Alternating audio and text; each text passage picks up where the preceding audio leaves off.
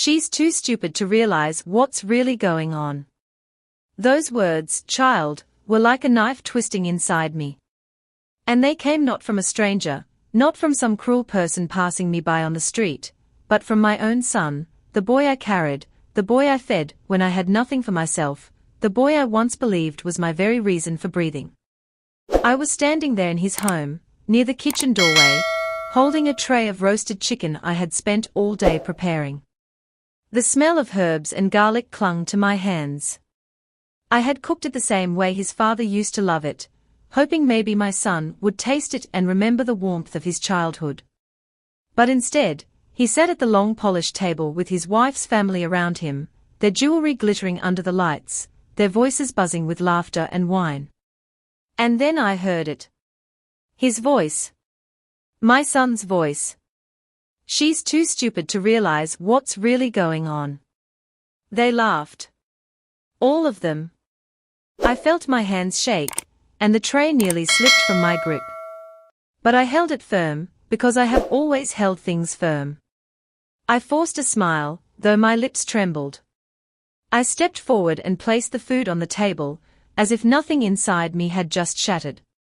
They turned their eyes back to their plates quickly, brushing off the moment like dust on a sleeve. But inside, child, something broke.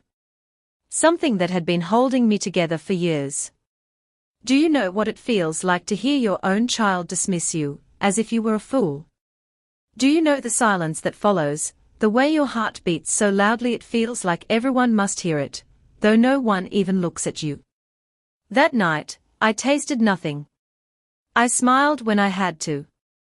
I nodded when someone thanked me for the food. But when I went to bed, I lay awake in the dark, staring at the ceiling, hearing only his laughter. She's too stupid to realize what's really going on. Therefore, my mind went back to the years I had given him, back to the life I had lived before that night. And as I lay there, I began to understand something. The pain of betrayal is not born in a single moment. It is grown, piece by piece, over years of sacrifice, until finally one sentence makes the whole weight come crashing down. Child, I was not always this old woman you see before you. I was once a girl with dreams. I wanted to study, to travel, to walk roads my small town had never shown me. But life has its way of closing doors. My father grew ill when I was just 16. He was a good man, strong and kind, but sickness does not care for kindness. Therefore, I left school. I worked. I cleaned houses, I washed clothes, I cared for my younger brothers so my mother could sit beside my father's sickbed. My hands grew rough long before they should have. But still, I dreamed of a family of my own one day. A family I would care for, a family who would know love, no matter how poor we were. When I met your grandfather, he was not rich, not educated, not the kind of man people thought would bring a woman comfort. He worked in a small factory, his clothes stained with grease, his hands dark from labor. But he had eyes that looked at me like I mattered. Eyes that said, "You are seen." Therefore, I chose him. Not for wealth, not for safety, but for love. Our beginning was humble. We lived in a one-room apartment with peeling paint and water that dripped through the ceiling when it rained. At night, I stitched clothes by a small lamp, and at dawn, I baked bread to sell at the market. We counted every penny, but we laughed together. We found joy in the little we had.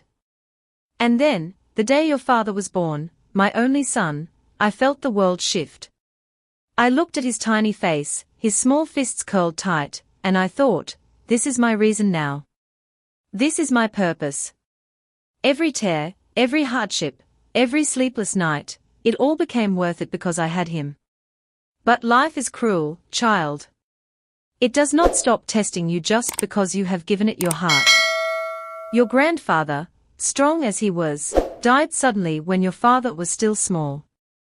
A heart attack at work. One moment I was cooking dinner, waiting for him to come home, and the next moment, men from the factory were at my door, hats in their hands, eyes downcast.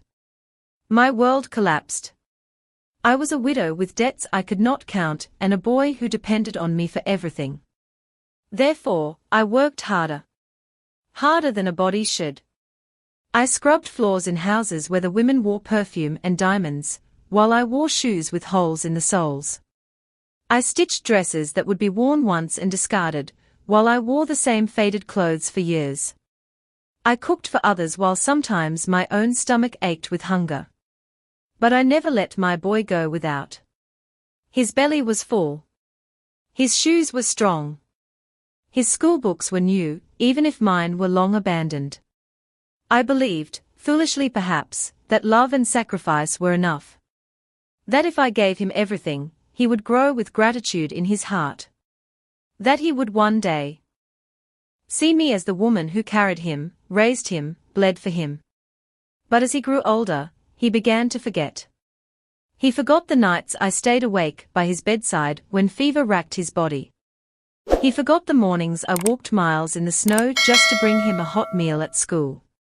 He forgot the years I denied myself so that he could have more.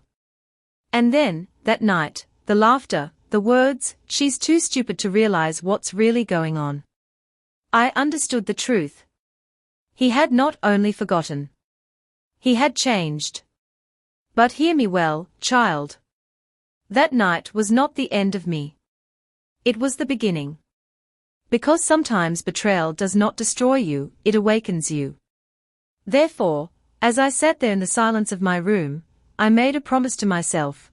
I would no longer let my life be a shadow behind his. I would rise, even in my old age. And those who thought me weak, those who laughed at me, would one day learn the truth. Because no matter how heavy the world has been, no matter how cruel others have treated me, I have survived. And survival, child, is its own kind of power. Tonight, I tell you this not to fill your heart with sadness, but to remind you, every wound carries a lesson. Every betrayal carries a spark. And sometimes, that spark is what lights the fire that will change everything. Therefore, listen closely to the rest of my story. Because the woman they called stupid, the woman they mocked, became the woman they could never silence. Child, after that night when I heard my son laugh at me, I wanted to cry. My body begged for tears, but none would come. I had already wept enough in my life.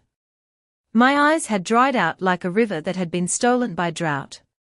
Instead, there was only silence inside me. But silence is dangerous, because sometimes silence holds fire. The next morning, when I stepped out of his house, the sky was grey, and the air smelled of rain. I carried nothing with me but my old handbag and my dignity, though both felt heavier than stones. My son did not follow me. His wife did not stop me. I closed the gate behind me, and it sounded final, like a door ceiling shut forever. Therefore, I walked.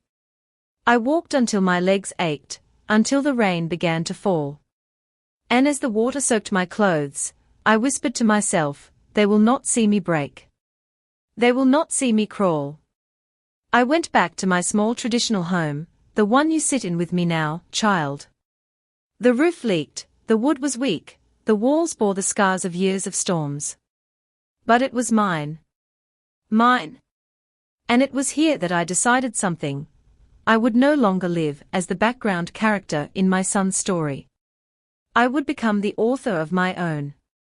Do you know what it means to begin again, when the world believes you are too old? It means swallowing every insult, every doubt, every sneer, and turning it into fuel. People whispered, she's nothing without her son. Others said, she's too weak to manage on her own. But I smiled. Because what they did not understand was that weakness can disguise itself as patience. And patience, child, is the sharpest weapon of all. Therefore, I began to work. At first, it was the small things. I started selling the little recipes I had guarded all my life, the breads, the pies, the sauces your grandfather once loved. Neighbors came to buy them. Strangers heard of them. Slowly, coins began to fill the glass jar on my shelf. I did not spend them. I saved every single one. Because I had a vision bigger than just surviving. But life tested me again. There were nights when I had to choose between eating or saving. Nights when loneliness crept in like a thief, whispering, "Why do you fight? Why not just surrender?" And yet, I refused to bow. I thought of my son's laughter. I thought of those words, "She's too stupid to realize what's really going on." And I clenched my fists, whispering back, "Watch me. Watch what I will become." Therefore, my small kitchen became my battlefield. The flour on my hands became my weapon. The oven's heat became my forge. And my heart, though scarred, burned like a soldier's. Every loaf of bread, every jar of jam, every plate of food I sold, it was not just food. It was proof. Proof that I could rise without him. But here is something I learned, child: success does not come like thunder, fast and loud. It comes like the slow drip of water carving a stone. Little by little, I began to earn respect. People started calling me the bread woman, then the kitchen queen. Local markets invited me. Cafes wanted to sell my recipes. What started as survival became a business. I remember the day I held my first real earnings in my hands. My fingers trembled as I counted the bills, my chest heavy with disbelief. I whispered to myself, "This is only the beginning." And it was. Therefore, I registered my small business under my own name. Not my son's, not my husband's, not anyone else's, mine. For the first time in my life, I belonged to myself. The papers felt heavy in my hands, heavier than gold. But success brought whispers back to my son's home. Suddenly, his wife's family began asking questions. Suddenly, they began to mention my name at their table, not with mockery, but with curiosity. And do you know what my son did? He acted as if none of his words had ever been said. He came to visit, bringing his wife with him, wearing the same smile he had once used to charm me as a boy. He said, "Mom, why didn't you tell me you were doing so well? We could help you. We could expand your business. Help me." I almost laughed. Therefore, I served them tea, and I listened. I watched his wife's eyes dart around my little home, measuring it, as though already planning what she would take if it grew into something bigger. But I said nothing. Because sometimes, child, the greatest revenge is patience. I knew they had not come for me. They had come for what I had built. They had come for the woman they once called stupid, but who was no longer bending under their shadow. And so, I smiled. I nodded. I spoke little. But inside, the fire grew hotter. Because I knew something they did not. I was not done yet. My little business was only the seed. I was planting something much bigger, something that would one day bloom in a way they could never control. Therefore, I began to dream even bigger. I took the earnings, and instead of resting, I invested. I found suppliers. I hired 2 young women from the village who needed work. They became like daughters to me, loyal, hardworking, grateful. With them by my side, the kitchen became a small company. And the company became a name people trusted. But still, I kept my secret. I never told my son how much I earned. I never told his wife how far my reach had grown. I let them believe I was still the fragile old woman they mocked, barely surviving, barely thinking. Because sometimes, child, it is better to be underestimated. It gives you space to grow in the shadows, unnoticed, until the day you choose to step into the light. And I promise you, the day will come when those who laughed will not laugh anymore. The day will come when they will taste the bitterness of their own betrayal. But before that day arrived, I had to carry one truth in my heart: success alone was not enough. I needed to heal the wound of betrayal. I needed justice for every sacrifice forgotten, every insult thrown, every night I went hungry so my son could eat. Therefore, I waited. And I built. And with every coin I saved, every deal I made, I was sharpening the blade of my revenge, not with anger, but with patience, with discipline, with certainty. Child, listen carefully now, because what I tell you next is the heart of my story. The woman they dismissed, the mother they mocked, the grandmother they called stupid, she was preparing for a day that would turn their laughter into silence. And that day was coming closer than they could ever imagine. Child, years passed. My little kitchen grew into a company with my name on its door. What once smelled of flour and firewood now smelled of success. People trusted my food, and they trusted me. Investors came. Banks came. The same neighbors who once pitied me now nodded with respect. And when the offer came to buy my company, not for thousands, but for millions, I signed the papers with a steady hand. $18 million. Can you imagine? A number so big it almost frightened me. But do you know what frightened me more? The thought of what my son and his wife would do once they heard. And, of course, they came. One evening, as the sun set and painted the sky in gold and crimson, I heard a knock at my door. I opened it, and there he was, my son, my only son, with his wife clutching his arm. They wore smiles as wide as rivers, but their eyes were sharp, hungry. Mom, he said sweetly, as if the past had never happened, we are so proud of you. We heard about the sale. You've done amazing. We were thinking, maybe we could help manage the money. You know, so it doesn't get wasted. I looked at him, child. I looked at the boy I had raised, the boy I had fed when I went hungry, the boy whose laughter had once been my music, and whose betrayal had been my deepest wound. And in that moment, I realized something: forgiveness is noble, but forgetting is foolish. Therefore, I smiled, and I invited them in. I poured them tea. I listened to their plans. They spoke of investments, houses, vacations. Not once did they ask if I was well, if I was happy, if I was lonely. Not once did they mention love. Only money. But I was ready. Son, I said softly, I am grateful you came. Truly. But you see, I already decided what to do. The money has been placed in trusts, in charities, in scholarships for children who remind me of myself when I was young, poor, but full of fire. And the rest is safe in accounts you will never touch. His wife's face turned pale. His hands tightened around the teacup. He stammered, Mom, why wouldn't you trust your own family? And I leaned forward, my voice steady as stone, because family is not built on blood alone. Family is built on love, respect, and loyalty. And you, my son, showed me none of those. Silence fell heavy in the room. He tried to laugh it off, but his laugh sounded hollow, desperate. His wife whispered something under her breath, her eyes darting toward the door. They left quickly, without finishing their tea. That night, for the first time in many years, I slept without heaviness in my chest. Because my revenge was not loud, not cruel. It was simple. They wanted to use me, but I turned their greed into their punishment.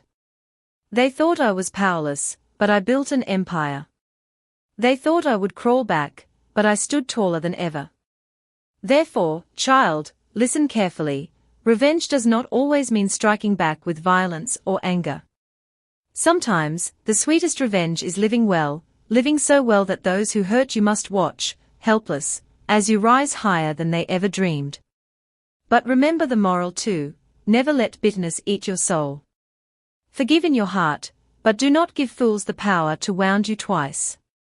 Protect your dignity. Protect your worth. And that is why, when you heard me laugh softly today, as I stirred the pot on my little stove, it was not just laughter. It was victory. Quiet, patient, dignified victory. Therefore, my dear grandchild, let this be the lesson you carry: never underestimate the strength of a woman who has been betrayed, and never forget, respect is the only true inheritance you can give your parents. Without it, even millions will taste like ashes. And with that, child, my story ends. But yours is only beginning.